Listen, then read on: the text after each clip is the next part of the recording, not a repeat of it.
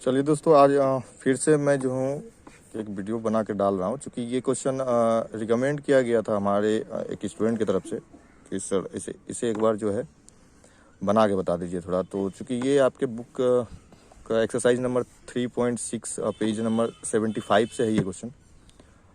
चूँकि ये एक ऐच्छिक है, सवाल ये नहीं कि ऐच्छिक है, सवाल ये है कि हमारी किताब में तो बनाना आना चाहिए हमें ना। तो इसलिए मैं इसे बना करके और अपने तरीके से आपको सॉल्व करके इसमें बता दे रहा हूँ। क्योंकि आप एक बार क्वेश्चन पढ़ लीजिए तो बेटर होगा। देखिए, आप देखेंगे, गौर करेंगे कि यहाँ आपका क्वेश्चन लिखा हुआ है कि एक रेलगाड़ी कुछ दूरी समान चाल से तय करती है। कोई दूरी है जिसके लिए उसकी एक निश्चित चाल है जिसे वो तय करती है। एक्चुअली प्रश्न थोड़ा उलझा हुआ था, लेकिन अगर आप ढंग से पढ़ना सीख जाओगे, मतलब पढ़ना कैसे क्वेश्चन, तो आई होप सो कि आपको समझ में आ जाएगी। तो पहले मैं पूरा क्वेश्चन पढ़ता हूँ कि एक रेलगाड़ी कुछ दूरी समान चाल से तय करती है। उसी में है कि यदि रेलगाड़ी 10 किलोमीटर अधिक तेज चलती है, अगर वो अधिक तेज चलेगी 10 किलोमीटर, तो समय, उसको नियत समय जो है, उसका जो निश्चित टाइम है उस दूरी को तय करने में, उसमें 2 घंटा कम समय लगेगा। और यदि उसी जगह में रेलगाड़ी अगर अपनी चाल 10 किलोमीटर पर आवर की स्पीड से कम कर देती है, तो जो निश्चित टाइम था उसका, उसमें 3 घंटा अधिक टाइम लगेगा। तो आपको निकालना दूरी है। इसमें थोड़ा कन्फ्यूजन इसलिए है ना कि आपको क्या ले करके चलना है, ये बहुत मायने रखता है। तो मैं इसे जो बनाया हूँ, मैं जिस तरीके से, मैं अभी आपको पूरा उसका तरीका बता दे रहा हूँ। आप लोग उम्मीद है कि समझ ही जाएंगे। देखिए, मैं पहले मान लेता हूँ कि हमारे पास जो चाल और जो समय है, जो निश्चित चाल और जो नियत समय है उसका, उसे मैं मान लेता हूँ x किलोमीटर। जो नियत समान चाल है, जो एग्जैक्टली उसका चाल है गाड़ी की, वो x किलोमीटर पर घंटा है, बराबर है। और जो समय जो लगता है, निश्चित टाइम जो लगती है, वो आपका y घंटा है। ठीक, ये याद रखिएगा, हमें दूरी निकालनी है। तो दूरी बराबर चाल गुना समय होता है, अर्थात x इंटू वाई। ये आपको करना जरूरी है। यही चीज़ है, थोड़ा सा ज़्यादा इसे आपको भास्ट कर देता है। अगर क्वेश्चन से हम लोग देखें तो पहली लाइन में जो क्वेश्चन आपसे कहा गया है कि चाल में 10 किलोमीटर की वृद्धि कर देने पर, तो 10 किलोमीटर की वृद्धि कर देंगे तो हमारी चाल जो है, जिसे हम लोगों ने माना है एक्स, उसमें 10 किलोमीटर की वृद्धि हो जाएगी, आप देख सकते हैं।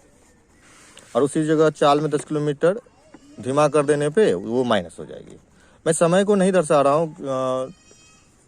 जैसे समय में 2 घंटे की कमी और 2 घंटे की वृद्धि हो जाती है, वो आप चाहो तो यहाँ लिख सकते हो, तथा समय में 2 घंटे की वृद्धि होने पर y +2 और कमी होने पर y -3 आप लिख सकते हो। ये आपके ऊपर डिपेंड करता है कि आपको क्या करना है। मैं थोड़ा सा उस लाइन को छोड़ दे रहा हूँ, क्योंकि कितना ज़्यादा लंबा हो जाता तो थोड़ा सा दिक्कत हो जाती। हम सभी जानते हैं, मैंने शुरुआती दौर में ही लिखा है कि दूरी बराबर चाल गुना समय होता है। इसीलिए दूरी बराबर चाल मेरा क्या है, पहली स्थिति में x + 10, जिसमें समय में 2 घंटे की कमी हो जाती है। तो समय तो हम y माने हुए थे, इसीलिए उसमें 2 घंटा माइनस करती है। तो ये क्वेश्चन क्या होता है ना कि आप जो ये पहला स्टेप होता है, पहली जो लाइन होती है ना, अगर आपने उसे सही सही लिख दिया ना, तो आपका हिसाब ऑटोमेटिक बन जाएगा। क्योंकि उसके बाद तो क्या करना है क्या नहीं करना वो दिख रहा होता है। तो आप जब यहाँ लिख देते हैं, मैं यहाँ इसे गुना करता हूँ, तो xy + 10y -2x और -20 आ जाती है। आप देख सकते हो कि दूरी बराबर यहाँ से एक्स वाई, तो मैंने एक्स वाई लिया तो एक्स वाई कैंसिल हो गई। अब बाकी इसे समीकरण के तौर पे बैठा दिया। तो आप चाहो तो 2x - 10y = -20 लिख करके भी समीकरण 1 बना सकते हो, या फिर आप इस पर कॉमन लेकर के भी आप समीकरण यहाँ तक आ सकते हो। सेम प्रोसेस जो है कि हम लोग अपनाएंगे दूसरे वाले जो उसका पैराग्राफ है, कि अगर चाल अगर हम 10 किलोमीटर कम कर दे तो समय में 3 घंटा की वृद्धि हो जाती है। सेम टू सेम 10 किलोमीटर की कमी कर देते हैं तो समय में 3 घंटे की वृद्धि हो जाती है। तो आप ये देख सकते हो 3 घंटे की वृद्धि हो गई है।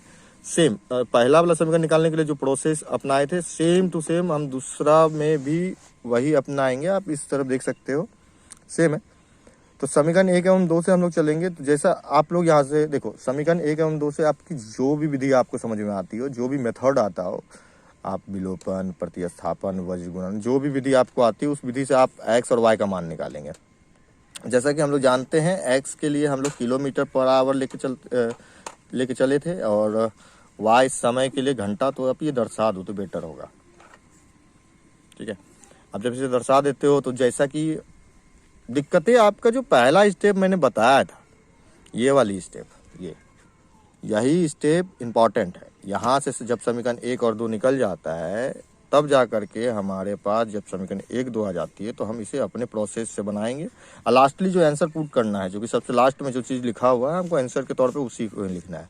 तो वो आपका आंसर हो जाता है दूरी चाल गुना समय। तो चाल हमारा 50 किलोमीटर पर आवर निकला था और समय मेरा 12 किलोमीटर निकला, 12 घंटा निकला था। आप गुना करके उसको लिखोगे तो आपका आंसर आ जाएगा। क्योंकि मैं हिसाब चैप्टर वाइज तो नहीं बताया, मुझे रिकमेंड आया था स्टूडेंट का कि सर ये वाला क्वेश्चन आप बना करके एक बार वीडियो डाल दो, तो मैं वही करके आपको ये वीडियो डाल रहा हूँ। उम्मीद करता हूँ कि ये मैथ, ये तरीका आप लोग को पसंद आया होगा या आप लोग समझ गए होंगे। अगर नहीं समझे हो तो आप मुझे कमेंट करके अपनी समस्या बता सकते हो, या फिर अगर आपके पास भी कोई दिक्कत है, चूँकि अभी आपका बोर्ड एग्जाम का टाइम आ चुका है, ज़्यादा टाइम बचा नहीं, तो आप अपनी मर्जी से जो भी क्वेश्चन हो मुझसे सवाल पूछ सकते हो। चलिए मिलते हैं अगले वीडियो में।